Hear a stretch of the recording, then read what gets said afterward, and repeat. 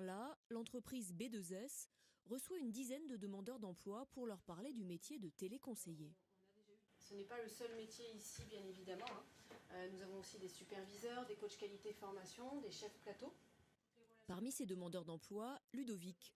À 27 ans, il recherche du travail depuis presque un an. Sa formation initiale, une licence en japonais, ne lui a pas permis d'en trouver un. En France, ça ne marche pas malheureusement, non. Il faut aller beaucoup plus loin, il faut faire des écoles de traduction ou faire de grandes écoles. Et c'est pas forcément à la portée de tout le monde. Un étage plus bas, c'est la découverte du centre d'appel. Là où j'étais, il y avait 240, enfin juste 240, c'était énorme. Plutôt positif, même si ce n'est pas vraiment le métier dont rêvait Ludovic. Moi, quand j'étais petit, je voulais être océanographe. Je me suis vraiment éparpillé au fur et à mesure. Pour ces demandeurs d'emploi, la formation va durer une semaine. Une semaine durant laquelle la Fondation Agir contre l'exclusion va tenter de leur remettre le pied à l'étrier et de leur donner les clés pour retrouver du travail. Savoir se présenter, connaître l'entreprise avant d'arriver. Donc ça, c'est un point super important. La chose qu'oublie rapidement un demandeur d'emploi parce qu'il est agacé, parce qu'il en a marre des refus, parce qu'il est démotivé. Donc travailler sur la motivation aussi, sur la confiance en soi et la préparation à l'entretien et la posture, le savoir-être. Mais pour l'entreprise qui accueille, c'est aussi l'occasion en quelque sorte de faire son marché. Parce qu'aussi incroyable que cela paraisse, certains métiers peinent à recruter.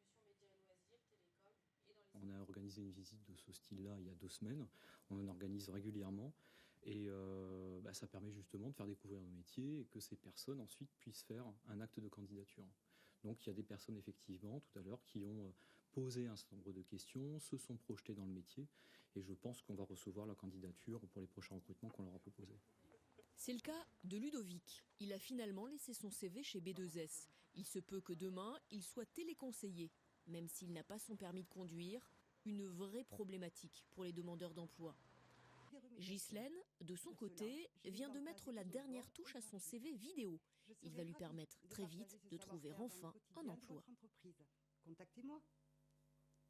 Christian Sanfilippo, directeur adjoint du Pôle emploi dans notre région et notre invité. Bonsoir. Bonsoir.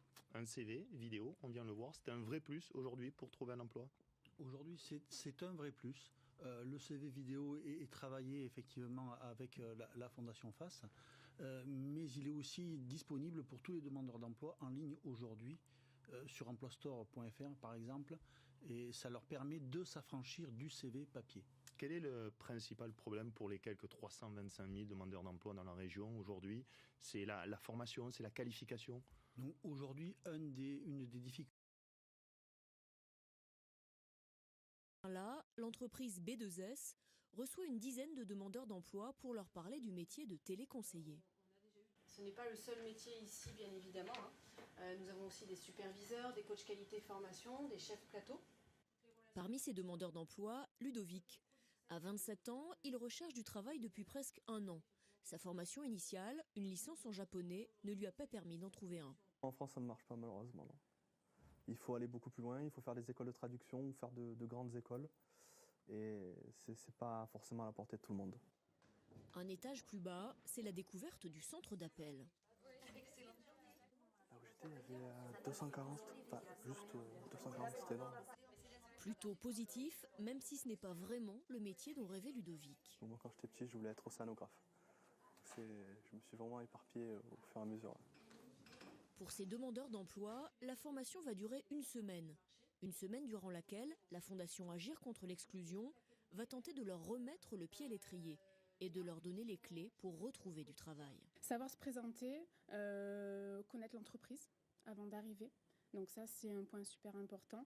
La chose qu'oublie rapidement un demandeur d'emploi parce qu'il est agacé, parce qu'il en a marre des refus, parce qu'il est démotivé. Donc travailler sur la motivation aussi, sur la confiance en soi et la préparation à l'entretien et la posture, le savoir-être. Mais pour l'entreprise qui accueille, c'est aussi l'occasion en quelque sorte de faire son marché. Parce qu'aussi incroyable que cela paraisse, certains métiers peinent à recruter. On a organisé une visite de ce style-là il y a 2 semaines. On en organise régulièrement et ça permet justement de faire découvrir nos métiers et que ces personnes ensuite puissent faire un acte de candidature. Donc il y a des personnes effectivement tout à l'heure qui ont posé un certain nombre de questions, se sont projetées dans le métier, et je pense qu'on va recevoir la candidature pour les prochains recrutements qu'on leur a proposés. C'est le cas de Ludovic. Il a finalement laissé son CV chez B2S. Il se peut que demain, il soit téléconseiller, même s'il n'a pas son permis de conduire, une vraie problématique pour les demandeurs d'emploi. Ghislaine, de son côté, vient de mettre la dernière touche à son CV vidéo. Il va lui permettre très vite de trouver enfin un emploi. Contactez-moi. Christian Sanfilippo, directeur adjoint du Pôle emploi dans notre région, est notre invité. Bonsoir. Bonsoir. Un CV, vidéo, on vient de le voir. C'est un vrai plus aujourd'hui pour trouver un emploi? Aujourd'hui, c'est un vrai plus. Le CV vidéo est travaillé effectivement avec la Fondation FACE, mais il est aussi disponible pour tous les demandeurs d'emploi en ligne aujourd'hui, sur emploistore.fr par exemple, et ça leur permet de s'affranchir du CV papier. Quel est le principal problème pour les quelques 325 000 demandeurs d'emploi dans la région aujourd'hui? C'est la formation, c'est la qualification? Donc aujourd'hui, une des difficultés